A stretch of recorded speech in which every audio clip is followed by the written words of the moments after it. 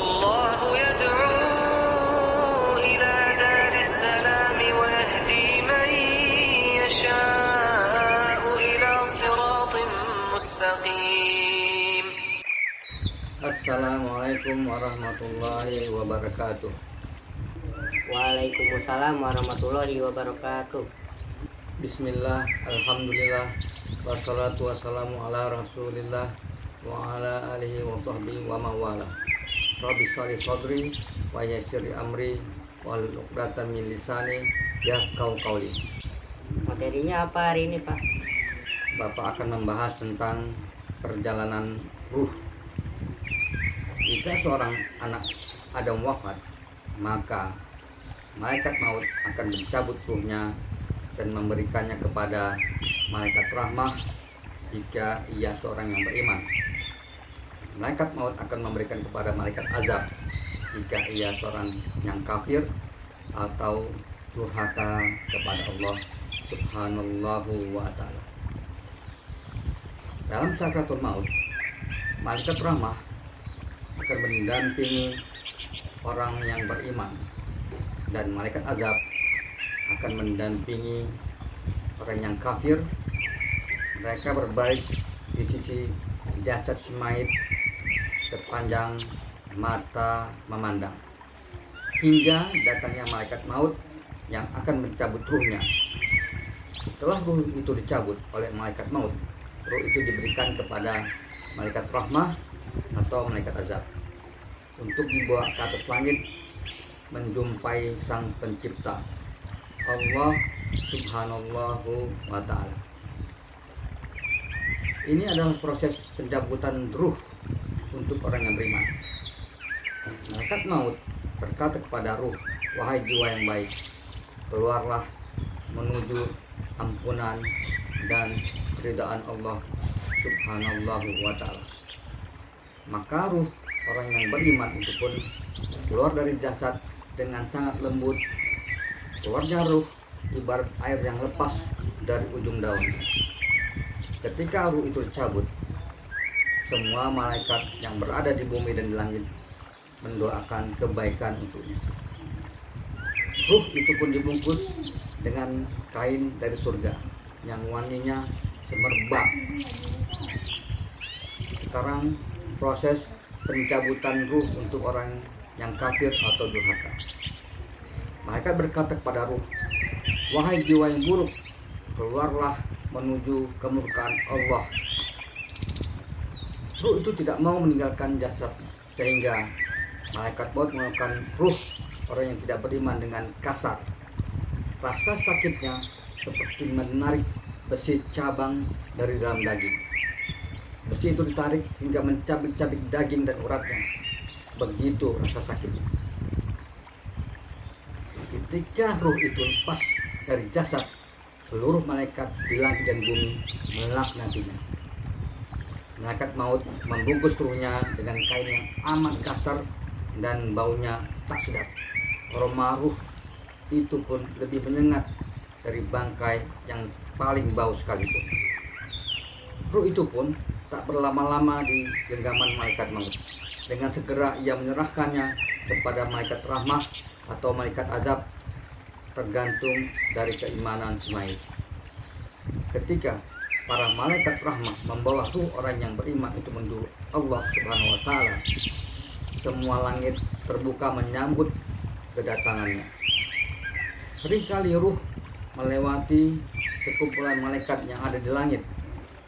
Sekumpulan malaikat itu pun bertanya, "Siapakah ruh itu?" Dijawab dengan malaikat rahmah dengan, "Dia adalah Fulan bin Fulan." Disebut namanya saat ia dikenal di dunia, nama yang terbaik yang pernah disebut selama ia berada di bumi. Akhirnya malaikat rahmah tiba di hadapan Allah Subhanahu wa ta'ala, tempat yang Allah sudah tetapkan, tempat yang terjauh yang Allah izinkan. Allah berfirman, "Tulislah catatan amal hambaku ini di Illiyin dan kembalikan ia ke bumi, karena ia dari tanah mereka aku ciptakan, ke dalam tanah mereka akan kembalikan, dan dari dalam tanah mereka akan aku bangkitkan." Malaikat rahmah pun kembali ke bumi untuk mengembalikan ruh jasadnya setelah dikuburkan. Sekarang proses perjalanan ruh bagi orang kafir atau durhaka kepada Allah Subhanahu wa Ta'ala.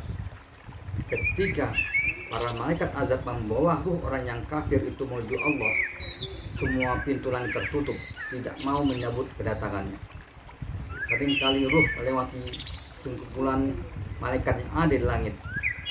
Sekumpulan malaikat itu pun melaknat ruh itu dan berharap agar ruh itu tidak sampai ke hadapan Allah Subhanahu wa Ta'ala. Dengan susah payah, akhirnya malaikat azab tiba juga di hadapan Allah Subhanahu wa Ta'ala.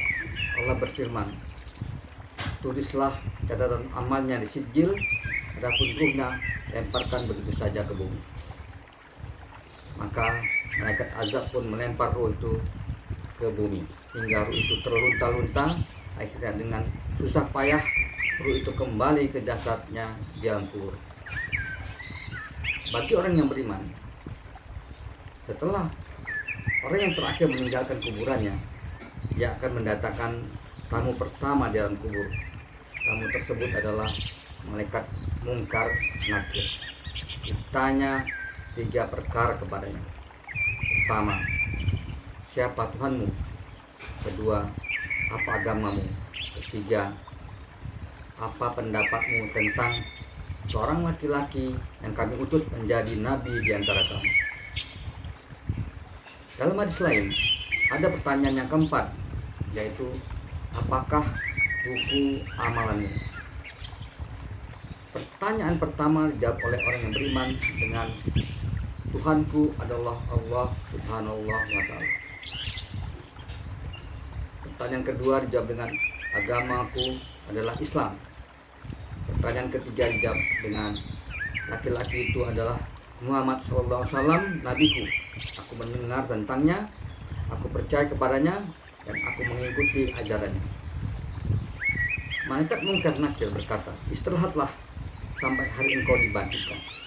Malaikat Munkar Nakir menyuruh orang yang beriman untuk memalingkan wajahnya ke kiri, dan terlihatlah sebuah gerbang yang mulai terbuka. Ia melihat neraka dengan keadaan yang sangat mengerikan. Malaikat pun berkata, itu adalah tempat yang Allah sediakan untukmu, tetapi karena engkau taat pada Allah, maka Allah tidak membiarkanmu mendekati tempat seperti itu. Kemudian malaikat menyuruhnya untuk memalingkan wajahnya ke kanan, dan terlihatlah gerbang mulai terbuka. Ia melihat sinar yang indah, tempat yang indah yang penuh dengan kenikmatan yang tidak dapat diungkapkan dengan kata-kata. Itu adalah tempat yang Allah sediakan untukmu dan menjadi tempat tinggalmu setelah hari kebangkitan. Tidak lama berselang, orang yang beriman kedatangan tamu yang kedua. Seorang yang wajahnya sangat bersahabat dan berseri serta menyenangkan, kemudian duduk di sampingnya. Ia terkejut dan bertanya, siapakah engkau? Wajahmu benar-benar membawa kebaikan dan ketenangan. Tamunya menjawab, aku adalah amal solihmu. Sungguh, aku mengenalmu sebagai seorang yang selalu bersegera dalam ketaatan kepada Allah dan enggan bermaksiat kepadanya. Semoga Allah membalas dengan kebaikan dan aku akan menemanimu hingga hari kebangkitan. Bagi orang yang kafir, setelah orang yang terakhir meninggalkan kuburannya, dia akan didatangi oleh malaikat Munkar dan Nakir, tamunya pertama. Ditanya 3 perkara kepadanya. Pertama, siapakah Tuhanmu? Kedua, apa agamamu? Ketiga, apa pendapatmu tentang seorang laki-laki yang kami utus menjadi nabi di antara kamu? Pertanyaan pertama dijawab oleh orang yang kafir dengan ha. Dia ingin menjawab dengan Allah, tetapi lidahnya tidak sanggup mengucapkannya. Pertanyaan kedua dijawab dengan ha. Pertanyaan ketiga dijawab dengan aku pernah mendengarnya, tetapi dia tidak sanggup mengucapkannya. Setiap pertanyaan yang tidak bisa dijawab oleh si kafir dibalas dengan pukulan oleh malaikat Munkar Nakir. Kemudian malaikat menyuruhnya untuk memalingkan wajahnya ke kanan, dan terlihatlah gerbang yang mulai terbuka yang melihat sinar yang indah, tempat yang penuh dengan kenikmatan yang tidak dapat diungkapkan dengan kata-kata. Itu adalah tempatmu yang Allah sediakan untukmu jika kamu beriman kepada Allah Subhanahu wa Ta'ala. Kemudian malaikat menyuruhnya untuk memalingkan wajahnya ke kiri, dan terlihatlah sebuah gerbang yang mulai terbuka, dan ia melihat neraka dengan keadaan yang sangat mengerikan. Malaikat pun berkata, inilah adalah tempat yang Allah sediakan untukmu karena kamu durhaka kepada Allah. Hawa panas dari neraka segera terasa hingga ke dalam kubur. Kemudian kuburnya menjadi sempit hingga jasad si kafir harus bertekuk-tekuk dan remuk tulang belulangnya. Tak lama kemudian datang tamu yang kedua, yaitu amal buruknya. Juga amat sangat jelek wajahnya dan baunya teramat busuk, dan berkata, menderitalah dengan keburukan ini. Ini adalah hari yang Allah pernah ancamkan kepadamu. Demikianlah proses perjalanan ruh manusia yang beriman dan yang kafir. Kisah ini Bapak ringkas tetapi tidak mengurangi maknanya. Bapak ambil dari beberapa hadis yang diriwayatkan oleh Imam Ahmad dan Imam Abu Dawud dari sahabat Al-Bara bin Aziz dan Abu Hurairah.